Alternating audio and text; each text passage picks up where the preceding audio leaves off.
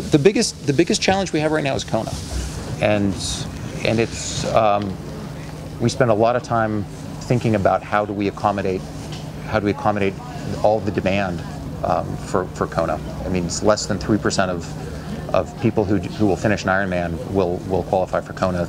The demand is sky high, and we could, our challenge is it's a world championship, and it is unbelievably competitive, and managing the logistics on course of a race where you have 1,000 people, all of whom can swim in an hour and ride 5 hours.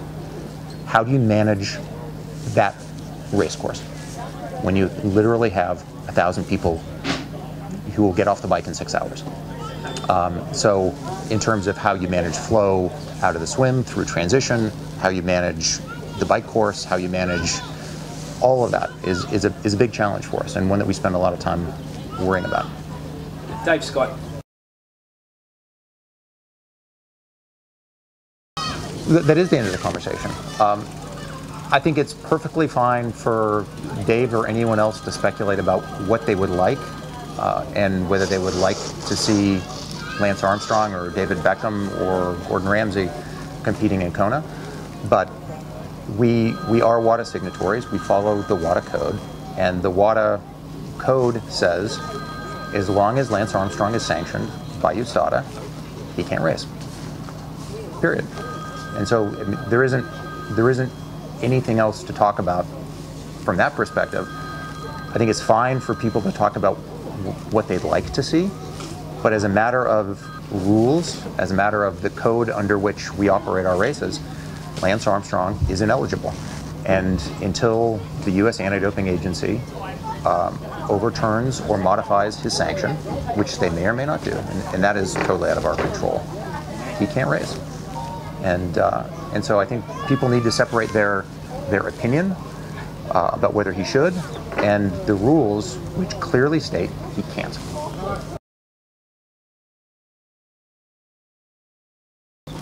I think having prominent age groupers in that race is good for triathlon, it's good for Ironman. It doesn't take a slot away from somebody else, which I think is the point of heartburn for most age groupers. He swims slowly, so he doesn't affect my bottleneck in T1, and he's an influential guy, and he loves Ironman, and so I don't regret that we put him in Kona at all. I think he's a great ambassador for us. Well, I think by and large, we're very close to a point where we have as many races as we think is appropriate for Australia and New Zealand. We have, if you look at the number of athletes expressed by population, we have more events and more athletes in Australia and New Zealand than anywhere in the world. So I think there are markets where we're aggressively looking to add races. Australia and New Zealand is not one of those markets for us right now. I think we just announced Western Sydney. It went on sale yesterday. I expect that'll be sold out. If it hasn't already sold out, it'll be sold out by the end of today. And there may be one or two additional races in the region, but in terms of aggressive expansion, I would see less of that in this part of the region than in Asia or in other parts of Europe or the world.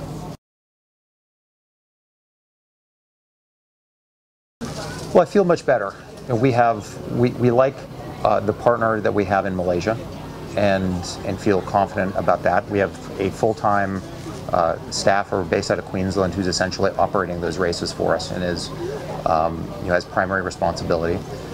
And we now believe that the capabilities that we have within our Asia Pacific organization are strong enough so that we can start focusing a little bit more outside of Australia and New Zealand and adding the type of value to our Ironman branded races in the region that we need to ensure the level of quality and athlete experience.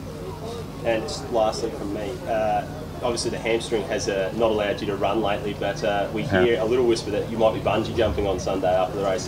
Can you confirm these rumours? I've been told that that they're going to make me walk the plank and then shove me over the side. Whether the bungee will be attached or not, we'll see.